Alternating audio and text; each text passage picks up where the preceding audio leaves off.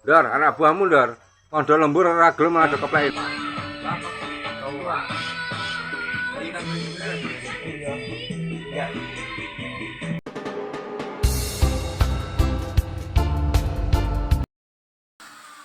Berbicara mengenai buruh langsung terlintas di pikiran kita pada sosok kuli bangunan, meski pengertian buruh itu sendiri luas tidak hanya pekerja bangunan dia, pekerjaan yang dipandang sebelah mata karena kebiasaan dari hidup jorok dan bermulut kasar itu. Padahal, tidak semua anggapan itu benar. Bisa jadi mereka para buruh bangunan melakukan demikian sebagai salah satu cara beradaptasi dengan pekerjaannya, dan kita tidak perlu meniru sisi negatifnya itu.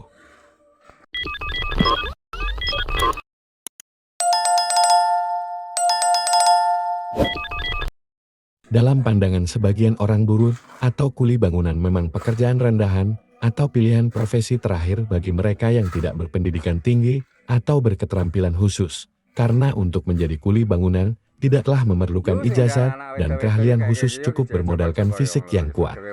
Tapi tahukan oleh kita bahwa pekerjaan kuli bangunan itu bukanlah profesi biasa, sebuah pekerjaan berat yang menguras tenaga ekstra dengan resiko tinggi bahkan dapat mengancam keselamatan hidup, ditambah upah yang kadang tidak seberapa, pola makan yang kurang sehat. Belum lagi yang ditipu oleh mandornya dengan tidak membayarkan upah alias kabur entah kemana. Setiap hari mereka berhadapan dengan berbagai macam material berat yang diperlukan untuk membangun struktur sebuah bangunan, mulai dari mengaduk semen, mengikat bata, mengangkut bebatuan, melakukan pengecoran yang tingginya berlantai-lantai, merobohkan sebuah bangunan, dan pekerjaan kasar lainnya yang apapun mereka lakukan demi mendapatkan bayaran untuk menghidupi keluarganya. Kita kadang terlalu menaruh curiga berlebihan pada mereka para buruh bangunan hanya karena sebagian dari mereka berpenampilan bak preman dan bergaya bahasa maaf tidak berpendidikan.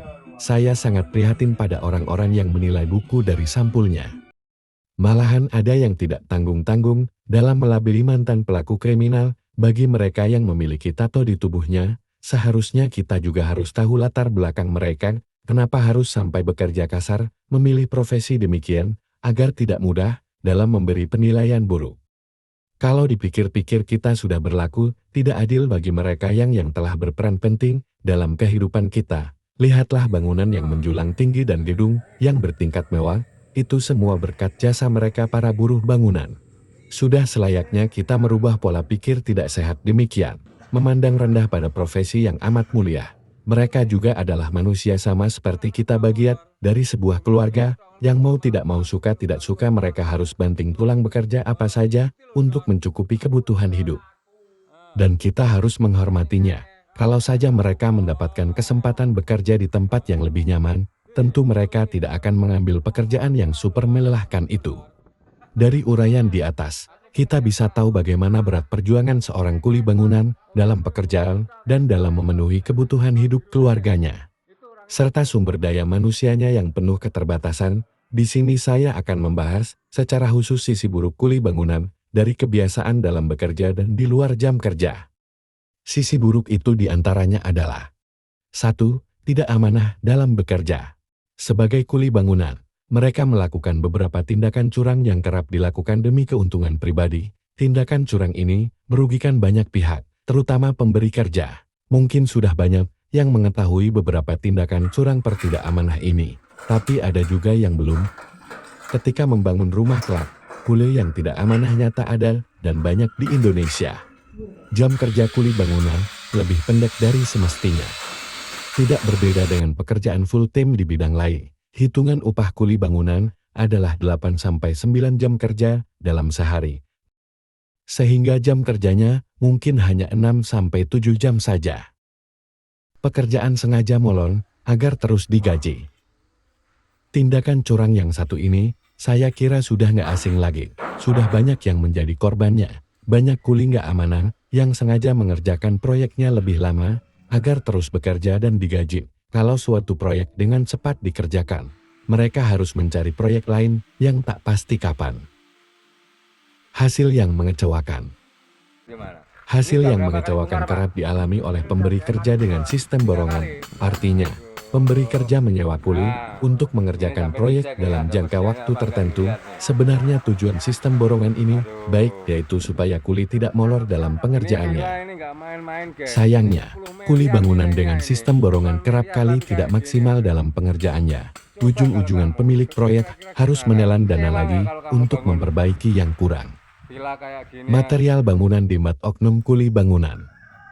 Ternyata ada oknum yang sengaja membawa pulang material atau bahan bangunan dari proyek yang sedang dikerjakan. Sisi buruk kuli bangunan selanjutnya yaitu sering bermain sosial media saat bekerja. Tentu hal ini sangat merugikan pihak pemberi kerja. Tidak mengenakan APD atau alat pelindung diri secara baik dan benar saat bekerja. Alat pelindung diri disingkat APD adalah suatu alat yang mempunyai kemampuan untuk melindungi seseorang yang fungsinya mengisolasi sebagian atau seluruh tubuh dari potensi bahaya di tempat kerja. Berkata kasar dan kotor, kebiasaan yang satu ini sering dilakukan oleh seorang kuli bangunan dalam bekerja, yang bagi sebagian kuli bangunan dan pihak lain sering merasa terganggu dan tak nyaman di telinga saat mendengarnya. Kebiasaan buruk ini sering menjadi pemicu kesalahpahaman antara kuli, meski disampaikan dengan maksud bercanda, dan terkadang bisa berakhir dengan perkelahian.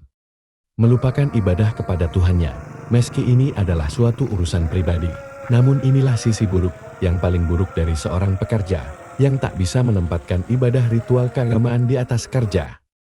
Sedang, kebiasaan buruk kuli bangunan di luar jam kerja yang sering dilakukan terutama pekerja perantau adalah melakukan perjudian, baik judi langsung maupun judi online, yang tentu ini sangat berdampak buruk bagi perekonomian keluarga. Minuman keras dan penggunaan obat terlarang lainnya, yang tentunya sangat berdampak pada keuangan, serta keselamatan dalam bekerja. Kemudian sisi buruk kuli bangunan selanjutnya yang sering dilakukan oleh pekerja perantauan adalah suka main perempuan. Marilah kawan-kawanku sebagai sesama kuli bangunan, kita jauhi kebiasaan-kebiasaan buruk di atas, agar kerja keras dan cucuran keringat kita tak sia-sia, mendapat manfaat dunia dan akhirat. Amin. Salam kuli bangunan Indonesia, bangga menjadi kuli, setulus hati membangun negeri.